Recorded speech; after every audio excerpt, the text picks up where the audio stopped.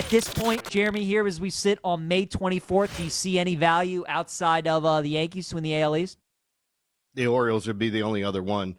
And again, I got no problem with the Yankees being heavy favorites. The Orioles 3-1 against them when they faced them earlier this year. They still have a lot of games left against this division. The one thing that told me that we're on the block now and that people are taking notice, in a regular season game, the Yankees trotted out their closer for 2 innings to make sure they secured a win in the third game of a series in May. And then the Blue Jays went and did the same damn thing, trying to get a win and avoid any trouble here in Baltimore, that they trotted Romano out there to try to preserve a win. So I think they know what's happening. The Yankees have played a few more games than the Orioles, but ultimately the Orioles have a ton of draft capital, guys that they've drafted and developed. They're going to make some moves. I don't know if it's going to be wholesale moves or large moves to change their team, but I like their rotation, even with John Means getting hurt. It's either the Yankees or the Orioles. Some of the things we've been hearing is that Toronto might end up being sellers.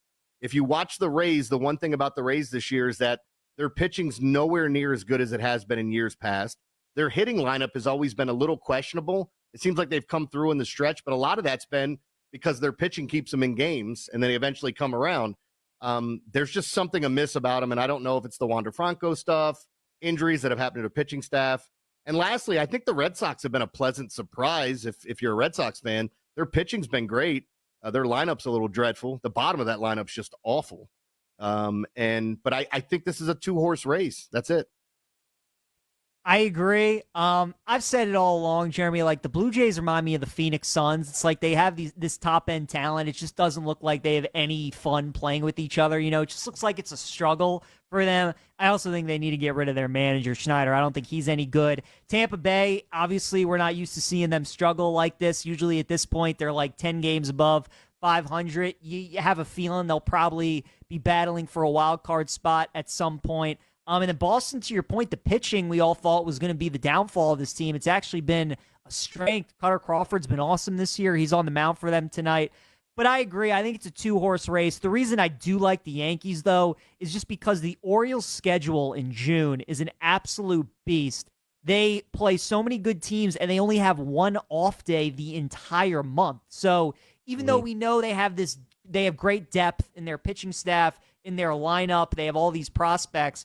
I mean, they play Boston, Tampa, Toronto, and Tampa. So right off the bat, you're playing like 13 divisional games. Then you got to play the Braves, the Phillies, and the Yankees, arguably 3 of the top 5 teams in baseball right after that. Then you go at Houston, Cleveland, Texas right after that as well. So you're just playing good team after good team after good team with only one off day. I'm sure there'll be some rain outs in there as well, maybe to give them an off day or two when it's not scheduled, but it's a brutal stretch. As you know, though, Jeremy, what's crazy about this Orioles team this year is they're like 15-4 against teams with a 500 record or better, and they're like 2 games above 500 with a 500 team or worse. They were great last year against teams who were above 500, and they're also really good against the American League East. I think they've gone like 15 or 16 straight series where they've at least gotten like 1 or 2 games in that series, or they've beaten whoever they played. So on paper, it doesn't look great, but, the Orioles have showed us that the numbers to back it up, that maybe they can survive this tough month upcoming. Yeah, they're here, man, and they're here to stay, too. Like, I'm not sitting here trying to be that D-bag fan that's telling you, hey, get to know our names, but I do think you should. And if you haven't seen Gunnar Henderson play, to me, he's appointment setting. I just saw Bob Costas had him as the 4th best player in baseball on his list. And, a lot of people in Baltimore think he could end up being the best player in baseball when all is said and done when you watch him work. The funniest thing about him, too, PJ, is have you seen when he gets walked, he throws his bat in the red, like not like a way where he's going to get fined. He just looks mad that they walked him and he didn't get a chance to hit. Right. So, yeah.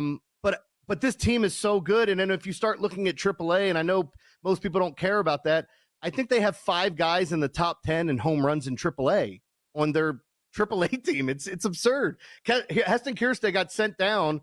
He only got 3 games that he played in 17 days, and then they send him down. His first at bat, he hits a bomb. So there's a ton of talent in the farm system, so they can make whatever moves at the trade deadline they want. That's why I think that they are viable dogs, if you want to call them that, to win this division. And they are not afraid to play winning teams. They have good we've been complaining about it all year long. It's like, why are they playing down to the level of their opponent? The other thing the Orioles have done, and it's part of their game plan, is that they ambush pitchers. They're swinging a lot more. Like if you look at last year, they walked way more than I think most teams in the league. And then now they're like dead last. They're looking to hit and try to get the starting pitcher out of the game and just drive the ball. So once the summer months heat up, I think you're going to see a lot of balls leaving the yard. That's Camden Yard and any of the other yards you want to talk about. But this division, mentioning the Yankees, now that they have Juan Soto, the Yankees used to go as Aaron Judge goes. Like you just saw the last game they won against, was it the Twins or Seattle? I don't remember. Judge hit a home run and Soto hit two, and that was all their offense. Those two are Right. just two of the best players in baseball. Look, it's my hometown team. They're loaded in the farm system. I think they can pretty much get whatever they want. I think they got here a little quicker than they thought, but I do believe this team is here to stay, and not just for a couple years, for the long haul, for the way that they've built this. What are your thoughts on the Baltimore Orioles? A team that's young, a team that is raw, a team that probably needs, if you're splitting hairs because of how talented this team is already, I don't think they need to prove anything to anybody, but Brandon Hyde, their manager, talked about it a couple of years ago. And their players are so talented, but they're so young still. And so they still need some developing into the so-called big league at bats, right? They don't see a whole lot of pitches at the dish. They're second in baseball in home runs behind only the Yankees. But you look at their plate discipline, they have a team on base percentage of 300. That's bottom three in the league. And if you look at walks based on balls this year, they're 29th in baseball. So take that as you will. You like the aggression. You like, as a pitcher, you definitely don't look at those numbers and say, oh, I'm comfortable facing that lineup. This is an aggressive team. But a more experienced veteran pitcher is going to know the ins and outs and how to pick apart a young offense that is maybe too aggressive, guys that swing outside the zone, guys that swing at sliders away on 1-2 pitches. So I think right now Baltimore is a great regular season team. But once you come postseason time, if they don't show a little bit more plate discipline, I think you're going to have some veteran leader pitchers, starting pitchers, kind of figure out how to pick that lineup apart. Who do you think is going to be the worst team in football this year? Have you thought about that? Like, just, I don't mean to put you on the spot, but, Yeah, it's a great question. At this point, I'd probably go with the Patriots. I think they're going to be the worst. I think the Denver Broncos are going to be the worst team in football. I Wow. still don't think they have a quarterback on their roster after drafting Bo Nix. I think this was honestly part of their plan with what happened last year, find a way to get rid of Russell Wilson. I think they would have rather it been some other way besides eating all this dead money, but here we are. And I think this is another losing year where you want to get as many draft picks as possible. I think this is part of Sean Payton's plan. I'm taking the Broncos at plus money under 5.5 wins. I think they end up being, if not the worst team in football, drafting in the top 5. And I think they win 3 or 4 games this year. Yeah, I mean it's a compelling case. Look, I'm not high on Bo Nix either, so I could certainly see it. And Peyton's there for the long haul. Tough division, tough conference, no doubt about it. No, all good. I'm just not high on New England just because, like, what is the Gerard Mayo era going to look like? Like, Belichick, the GM, we know was no good. But the one thing that the Patriots were always going to be good at with Belichick was defense. Mayo's obviously a defensive guy, and he's been there, but we've seen so many guys come from the Belichick coaching tree, and it just hasn't worked out as head coaches. I think there's going to be a lot of growing pains. Drake May, I think he's set up to fail there in New England as well because they don't have a good line and they don't have any weapons. So it's going to be tough. And being in that division, Jeremy, where, I mean, you could make a case for any one of those 3 teams, the Jets, Dolphins, or Bills. They know when they play the Patriots and how important conference standings that record is going to be at the end of the year.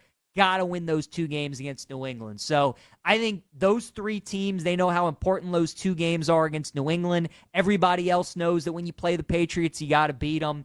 And I think it's going to be a long year. I mean, the one thing that they could count on after Brady was having a good defense. And now with Belichick, they can't even count on that. So I think the Patriots are going to be the worst team in football. I think you make a good point about the Broncos, too. It's interesting, though, that neither of us said the Panthers with how horrendous they were last season. Well, they're in a weaker division, too. And, again, I was one of the few people that said I'm not going to write off Tua when he had the injuries and, like, I didn't trust his arm strength and things like that. I said, you got to give him time at least to see him.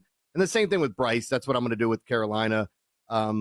their owner, I think he's just going to end up ruining things for him and how crazy it gets there. But yeah, I do think the Broncos thing, I think this is part of Sean Payton's plan. And then next year is the year you start to see them winning again and moving back into it. But we shall see.